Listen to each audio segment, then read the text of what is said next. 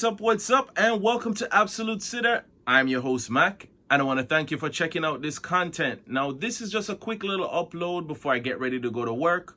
I was able to watch a majority of the 2-2 draw between Chelsea and Tottenham Hotspur. First things first, I'm just going to give a basic review of what I saw, not an in-depth analysis. I'm sure other creators will have those up, and you can watch the highlights in some other videos for yourself. Just a couple of quick thoughts. Even though the next game is going to be the Super Cup against Villarreal, this is still very much a friendly, and there isn't much alarm bells to be rung with a draw with Spurs, because first of all, Spurs is still a quality side with a lot of quality players. So that has to be said. Another thing is friendlies and just the nature of them, with players coming back late from the Euros, and this could be their first minutes. Still, there are French players that are yet to be decided whether or not they're going out on loan or whatever is going to happen with them, sold, loan, or staying with the squad. There's an immense amount of changes that happen. So let's just dive real quick into some quick thoughts.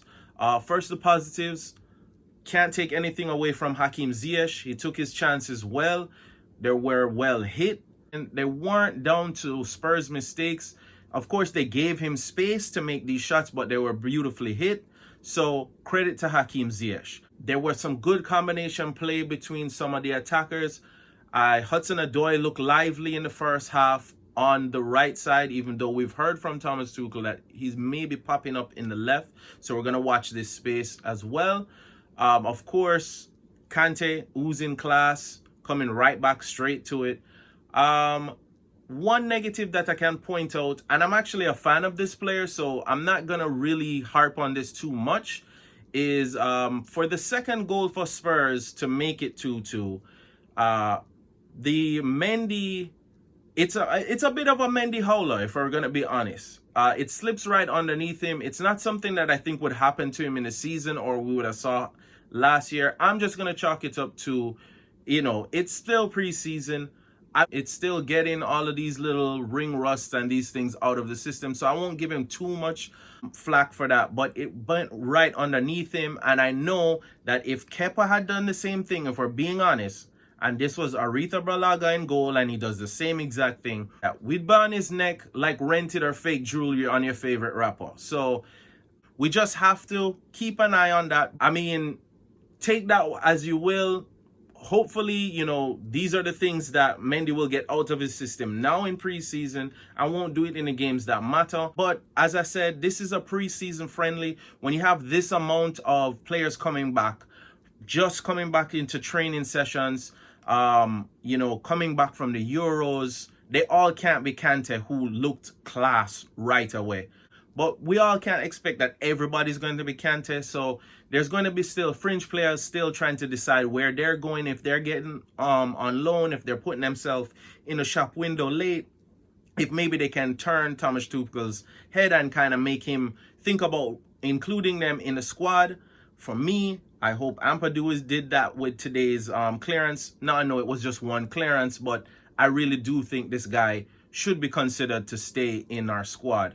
And that's because I think he might end up getting loaned out again, but I think maybe Thomas Tuchel might want to take another look at this guy and see if maybe he can at least be rotated in the squad to give Kante and Kovacic some cover, with Billy Gilmore going out on loan and Ruben Loftus-Cheek coming back into the frame.